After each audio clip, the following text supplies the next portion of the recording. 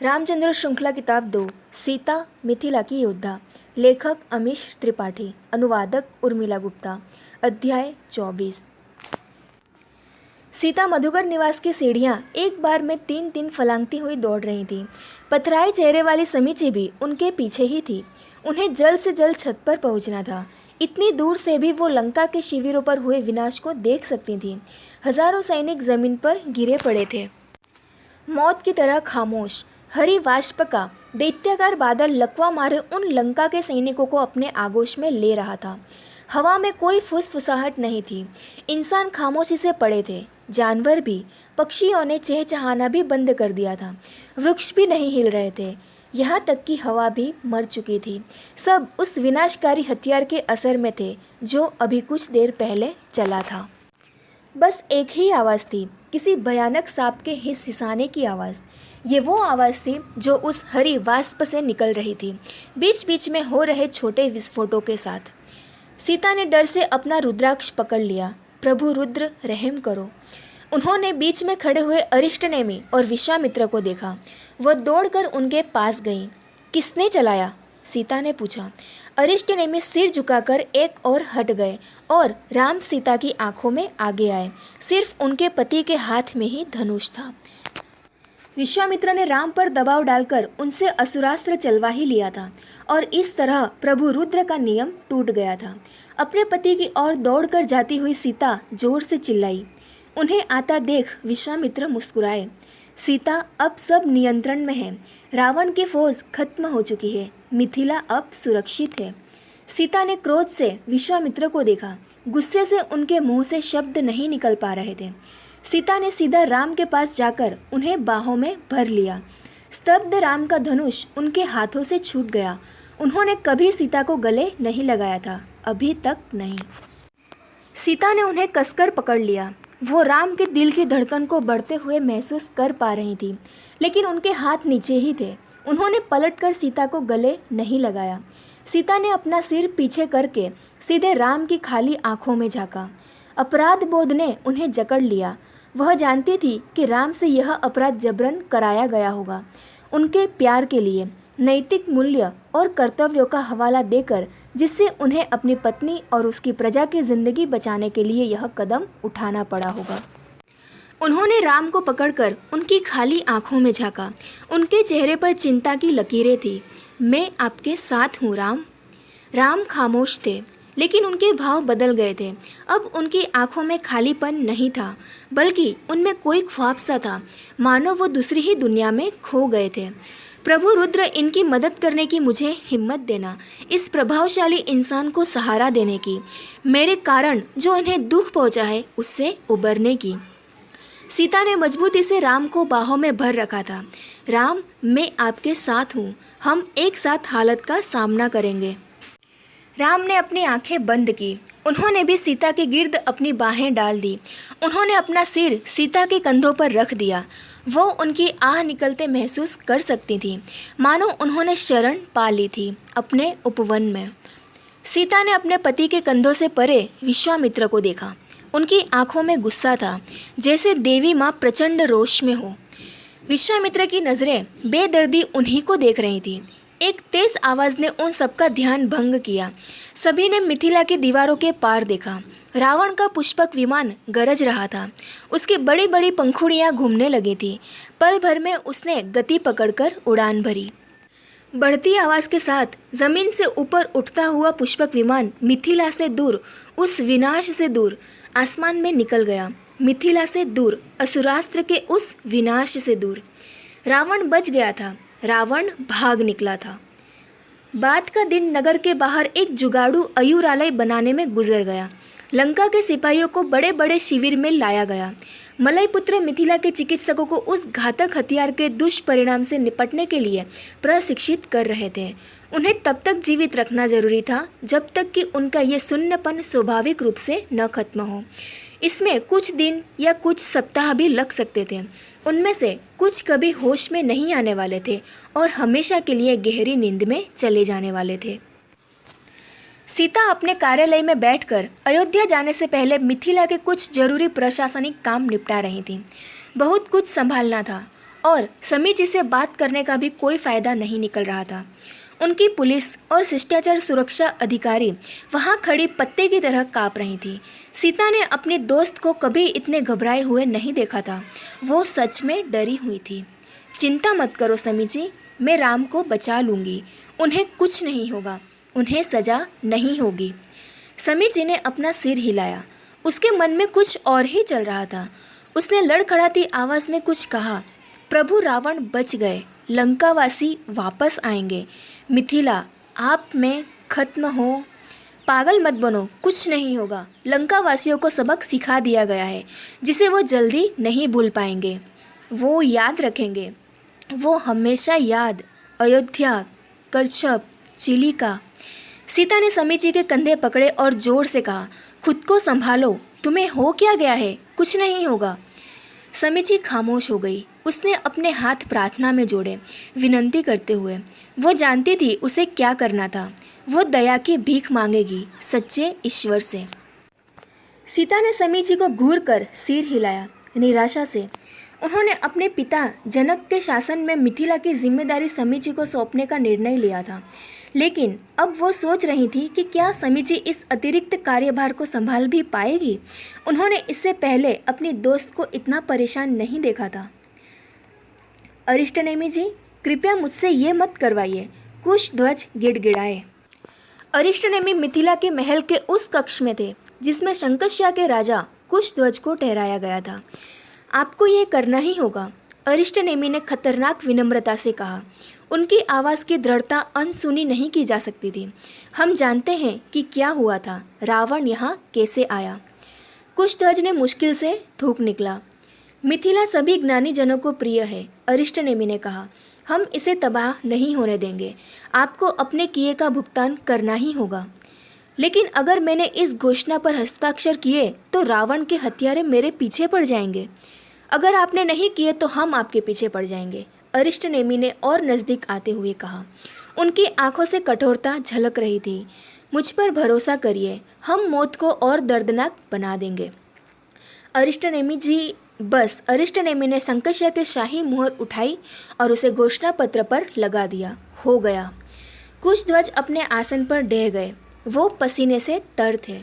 ये राजा जनक और आपके नाम से जारी किया जाएगा महाराज, अरिष्टनेमी ने कहा और झूठे सम्मान में सिर झुकाया। फिर वह मुड़कर बाहर चले गए। राजा जनक और उनके भाई कुशध्वज ने रावण के छोड़े हुए युद्ध बंदियों की कैद को अधिकृत किया था। विश्वामित्र और उनके मलय पुत्रों ने वचन दिया था कि वो अगस्त्य कुटुंब की ओर जाते हुए लंका के इन कैदियों को अपने साथ ले जाएंगे। मुनि रावण से उन कैदियों को छोड़ने के बदले मिथिला की सुरक्षा का वादा चाहते थे। इस खबर से प्रत्येक मिथिलावासी ने राहत की सांस ली थी और खासकर समीची ने।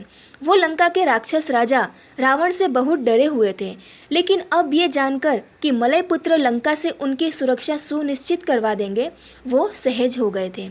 हम कल चले जाएंगे सीता, अरिष्टनेमी ने कहा। मलय पुत्र के सेनापति सीता से मिलने के लिए उनके निजी शिविर में आए थे। सीता ने उस दिन से विश्वामित्र से मिलने को मना कर दिया था जब उन्होंने राम से दैवी अस्त्र चलवाया था। सीता ने अपने हाथ जोड़कर प्रणाम करते हुए सम्मान से सिर झुकाया। प्रभु परशुराम और प्रभु रुद्र आपकी यात्रा सुरक्षित बनाए। सीता, मुझे यकीन है कि आप जानती हैं, घोषणा का दिन नज़दीक आ गया है। अरिष्टनेमी सीता की विष्णु रूप में दुनिया के सामने की जाने वाली घोषणा की बात कर रहे थे। एक बार ये हो जाने के बाद सिर्फ मलय पुत्र ही नहीं बल्कि समस्त दुनिया उन्हें अपने उद्धारक और मार्गदर्शक के रूप में देखेंगी। वो अब नहीं हो सकता। अरिष्टनेमी ने अपनी हताशा नियंत्रित करने की कोशिश की। सीता, आप इतनी हठी नहीं हो सकती। हमने वही किया जो हमें करना पड़ा। आप भी तो असुरास्त्र चला सकते थे अरिष्टनेमी जी। दरअसल गुरु जी भी चला सकते थे, वायुपुत्र समझ सकते थे। वो इसे मलय पुत्रों के खुद को बचाने के प्रयास के रूप में देखते। लेकिन आपने राम से, उन्होंने खुद कहा था सीता। सही है, सीता ने व्यंग्य से कहा। वो लक्ष्मण से सुन चुकी थी कि कैसे विश्वामित्र ने राम को दिव्य अस्त्र चलाने के लिए बाध्य किया था, उनकी पत्नी का नगर बचाने के नाम पर। सीता, क्या आप भूल गई हैं कि मिथिला किस हालत में थी? आप इस बात की तारीफ नहीं कर रही हैं कि हमने आपके नगर को बचा लिया। आप ये भी नहीं देख रही हैं कि गुरु विश्वामित्र ने कैसे रावण के सैनिकों की समस्या को भी सुलझा दिया, जिससे यहाँ कोई हमला ना हो। सच में आप इससे ज़्यादा क्या चाहती हैं? मैं उम्मीद कर रही थी कि आप कुछ। अरिष्टनेमी ने सीता को टोका, उनकी बात का आशय समझते हुए। सम्मान से काम लेता? बचपना मत करिए सीता। आपके बारे में मुझे यही बात अच्छी लगती आई है कि आप प्रायोगिक हैं। आप बेवकूफ़ाना सिद्धांतों को नहीं उठाए घूमती। आप जानती हैं कि आप भारत के लिए बहुत कुछ कर सकती हैं। आपको विष्णु की घोषणा के लिए तैयार। सीता ने एक भौं उठाई। मैं सम्मान की बात नहीं कर रही थी, मैं समझदारी की बात कर रही थी। सीता, अरिष्टनेमी अपनी मुट्ठियां भींचकर गुर्राए। खुद को संभालने के लिए उन्होंने गहरी सांस ली। समझदारी यही कह रही थी कि हम असुरास्त्र न चलाएं। हमारे पहले ही वायुपुत्रों के साथ कई समस्याएं हैं। इससे हमारे संबंध और जटिल हो जाते। वो राम को ही करना था। सही है, सीता ने कहा, वो राम को ही करना था। क्या उन्हें राम को असुरास्त्र चलाने के लिए मिलने वाली सज़ा की चिंता है?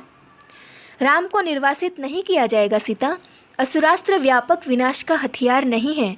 गुरुजी ने आपको पहले ही बताया था। हम वायुपुत्रों को संभाल। अरिष्टनेमी जानते थे कि वायुपुत्र राम को पसंद करते थे और शायद अयोध्या के इस बड़े राजकुमार को सज़ा न दे, और अगर उन्होंने दी भी तो मलय पुत्रों को उसमें परेशान होने की ज़रूरत नहीं थी। उनका ध्येय सीता थी, सिर्फ सीता। राम मानते हैं कि उन्हें सज़ा मिलनी चाहिए, सीता ने कहा। यही कानून है। तो उनसे कहो कि ये बचपना छोड़कर बड़े हो जाएं। राम को समझने की कोशिश कीजिए अरिष्टनेमी जी। मुझे नहीं लगता कि आपको एहसास है कि ऐसा इंसान भारत के लिए कितना महत्वपूर्ण है। वो हमें कानून का पालन करने वाले नागरिक में बदल सकते हैं। वो उदाहरण बन सकते हैं। वो बहुत से अच्छे काम कर सकते हैं। मैंने इस देश का भ्रमण किया है। मुझे नहीं लगता कि शासक और आप भी आम जनता का धनी लोगों के प्रति पनपता आक्रोश समझ पा रहे हैं। राम खुद का उदाहरण देकर उनका प्रशासन में विश्वास जगा सकते हैं। लोग राम की कही हुई बात सुनेंगे। अरिष्टनेमी ने बेचैनी से अपना भार एक पैर से दूसरे पैर पर डाला। ये बेकार की बातें हैं सीता। मलय पुत्रों को ही विष्णु चुनने का हक है और उन्होंने आपको चुना है, बस। सीता मुस्कुराई। भारतीय खुद पर थोपे गए विकल्पों को सहजता से नहीं लेते। ये विद्रोहियों का देश है। पहले लोगों को मुझे विष्णु के रूप में अपनाना होगा। अरिष्टनेमी खामोश रहे। शायद आप समझ ही नहीं रहे कि मैं समझदारी के बारे में क्या कहना चाहती हूँ, सीता ने कहा। अरिष्टनेमी ने त्योरी चढ़ाई। मैं मानती हूँ कि मलय पुत्र रावण को एक बिंदु तक जिंदा रखना चाहते हैं। मैं उसे मार दूँ और पूरा सप्त सिंधु मुझे स्वीकार कर ले। ऐसे नेता को कौन मना करेगा जो उन्हें अपने सबसे बुरे दुश्मन रावण से बचाएगा? अरिष्टनेमी की आंखें फैल गईं जब सीता की बात का मतलब समझ आया। मलय पुत्रों से एक भारी भूल हो गई थी। ये भूल उनकी रणनीति में थी जिसे वो दशकों से तैयार कर रहे थे। हाँ अरिष्टनेमी जी, आपने सोचा कि आप राम को सजा के लिए तैयार कर रहे थे, लेकिन आपने तो उन्हें आम आदमी का नायक बना दिया। पूरा सप्त सिंधु रावण की आर्थिक पकड़ से कुल बुला रहा है और अब वे राम को अपने उद्धारक के रूप में देखेगा। अरिष्टनेमी खामोश रहे। अरिष्टनेमी जी, कभी कभी होशियारी से बनाई गई योजनाएं भी असफल हो जाती है, सीता ने कहा। सीता ने अपने पति पर एक नज़र डाली जो उनके साथ साथ घोड़े पर आ रहे थे। लक्ष्मण और उर्मिला उनसे भी पीछे थे। लक्ष्मण अपनी पत्नी से लगातार बातें किए जा रहे थे और वह बड़े चाव से अपने पति को निहार रही थी। उर्मिला अपनी बाईं तर्जनी में पहनी हुई बड़ी सी हीरे की अंगूठी से खेल रही थी। यह उनके पति की ओर से मिला बेशकीमती उपहार था। उनके पीछे मिथिला के सैकड़ों सिपाही चल रहे थे। राम और सीता के आगे भी सैकड़ों सिपाहियों का झुंड चल रहा था। दल शंकष्या की ओर जा रहा था, जहां से उन्हें नदी के रास्ते अयोध्या पहुंचना था। राम, सीता, लक्ष्मण और उर्मिला ने असुरास्त्र चलने वाले दिन से 2 सप्ताह बाद प्रस्थान किया था। अपनी बात रखते हुए विश्वामित्र और उनके मलय पुत्र अपनी राजधानी अगस्त्यकूटम की ओर प्रस्थान कर चुके थे। वे अपने साथ लंका के कुछ बंदियों को ले गए थे। मुनि का मकसद मिथिला की ओर से रावण से उन युद्ध बंदियों का सौदा करने का था। उन्हें लौटाने के बदले वह साम्राज्य की सुरक्षा का वचन लेना चाहते थे। मलयपुत्र अपने साथ प्रभु रुद्र का धनुष पिनाक भी ले गए थे, जो सदियों से उनकी संपत्ति रहा था। ये सीता को लौटा दिया जाएगा जब वो विष्णु का अपना पद ग्रहण कर लेंगी। लंका की समस्या का समाधान होने के बाद समीची भी बेहतर मनोस्थिति में आ गई थी और सीता ने अपने मित्र को मिथिला का कार्यकारी प्रधानमंत्री बना दिया था। वो सीता द्वारा स्थापित की गई 5 वरिष्ठ नागरिकों की समिति के साथ मिलकर काम करेंगी और यकीनन उनका मार्गदर्शन जनक ही करेंगे। राम ने मुस्कुराते हुए अपनी पत्नी को देखा और अपना घोड़ा उनके पास ले आए। हाँ, क्या आपने तय कर लिया है? राम ने सिर हिलाया। उनके मन में कोई संदेह नहीं था। सीता जहाँ हैरान थी वहीं चिंतित भी। वो सच में कानून के साथ जीते थे। लेकिन आप इस पीढ़ी के पहले व्यक्ति हैं जिन्होंने रावण को पराजित किया, और वास्तव में तो वह देवी अस्त्र था भी नहीं। अगर आप राम ने त्योरी चढ़ाई, यह तकनीकी फ़र्क है और तुम इसे जानती हो। सीता एक पल रुकी और फिर बोलना शुरू किया। कभी कभी आदर्श राज्य बनाने के लिए एक अधिनायक को समय की ज़रूरत के हिसाब से निर्णय लेने पड़ते हैं, भले ही वह अल्पावधि में उचित न लगे। लेकिन एक अधिनायक वही है जो अवसर मिलने पर जनता की क्षमता को विस्तृत कर पाए। उस समय उसका कर्तव्य उसे पीछे हटने का मौका नहीं देता। एक आदर्श अधिनायक जनता के हित के लिए खुद पर कलंक लेने से नहीं चूकता। राम ने सीता को देखा। वह कुछ निराश लगे। मैंने वह पहले ही कर दिया है ना? सवाल है कि क्या मुझे सज़ा मिलनी चाहिए या नहीं? क्या मुझे उसके लिए प्रायश्चित करना चाहिए? अगर मैं अपनी प्रजा से नियम पालन की उम्मीद रखता हूँ तो मुझे भी नियमों का पालन करना होगा। एक अधिनायक वही नहीं है जो नेतृत्व करे। अधिनायक को आदर्श भी होना चाहिए। उसकी कथनी और करनी में अंतर नहीं होना चाहिए। सीता मुस्कुराई। वाह, प्रभु रुद्र ने एक बार कहा था, एक अधिनायक वही नहीं है जो लोगों को उनकी मनचाही वस्तु दे, बल्कि उसे लोगों को उनकी कल्पना से भी बेहतर सोचने की समझ देनी चाहिए। राम भी मुस्कुराए। और तुम्हें इसके जवाब में कही गई देवी मोहिनी की बात भी याद होगी। सीता हंसी। हाँ, देवी मोहिनी ने कहा था कि लोगों की अपनी सीमाएं होती हैं। एक अधिनायक को उनकी सीमाओं से परे की उम्मीद नहीं रखनी चाहिए। अगर तुम उन्हें उनकी हदों से गुजरने को मजबूर करोगे तो वे टूट जाएंगे। राम ने अपना सिर हिलाया। वह वास्तव में देवी मोहिनी की बात से सहमत नहीं थे। राम अपने लोगों को उनकी सीमाओं से ऊपर उठाने पर यकीन रखते थे।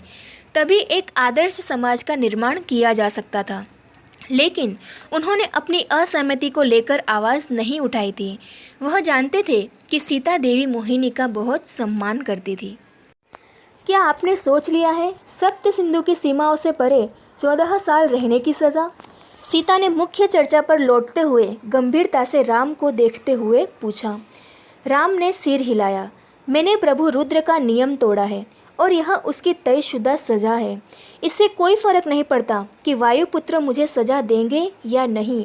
इससे भी कुछ नहीं बदलता कि मेरे लोग मेरा साथ देंगे या नहीं। मुझे अपनी सज़ा पर कायम रहना है। सीता मुस्कुराई। वो कभी नहीं भटकेंगे। वो सच में अतुलनीय हैं। वो अयोध्या में अब तक टिके कैसे रहे? सीता ने उनकी ओर झुकते हुए धीरे से कहा, मुझे नहीं, हमें। राम ने चौंकते हुए देखा। सीता ने आगे बढ़ते हुए अपना हाथ राम के हाथ पर रख दिया। आप मेरी किस्मत के भागीदार हैं और मैं आपकी। शादी का यही मतलब होता है। सीता ने अपनी उंगलियां उनकी उंगलियों में गूंथ ली। राम, मैं आपकी पत्नी हूँ। हम हमेशा साथ रहेंगे, अच्छा समय हो या बुरा, चाहे जो भी हालात हो। हम 14 साल बाद वापस आएंगे और मजबूत होकर और ताकतवर भी। विष्णु की उपाधि तब तक इंतज़ार कर सकती है। सीता ने निर्णय कर लिया था कि वो जटायु से कहकर अधिक मात्रा में सोम रस मंगवा लेंगी। उम्र थामे रखने की भारतीय वैज्ञानिक ब्रह्मा द्वारा तैयार की गई औषधि। 14 साल के वनवास के दौरान इस औषधि को वो राम को देंगी और स्वयं भी इसका सेवन करेंगी, ताकि उनका उत्साह और युवावस्था बनी रहे, जिससे जब वो वापस आए तो अपना काम संभालने के लिए तैयार हो, भारत को बदलने के लिए तैयार। उन्हें अपनी पढ़ी हुई एक पंक्ति याद आई, देवी वाराही, तीसरे विष्णु द्वारा कही गई पंक्ति। भारत का उदय होगा, लेकिन स्वार्थी कारणों से नहीं। इसका उदय धर्म के लिए होगा, सभी की भलाई के लिए। राम ने उनका हाथ दबाया, उनका घोड़ा हिनहिनाया और अपनी गति बढ़ाई। राम ने धीरे से उनकी लगाम पीछे खींची और उसे अपनी पत्नी के घोड़े के साथ चलने दिया।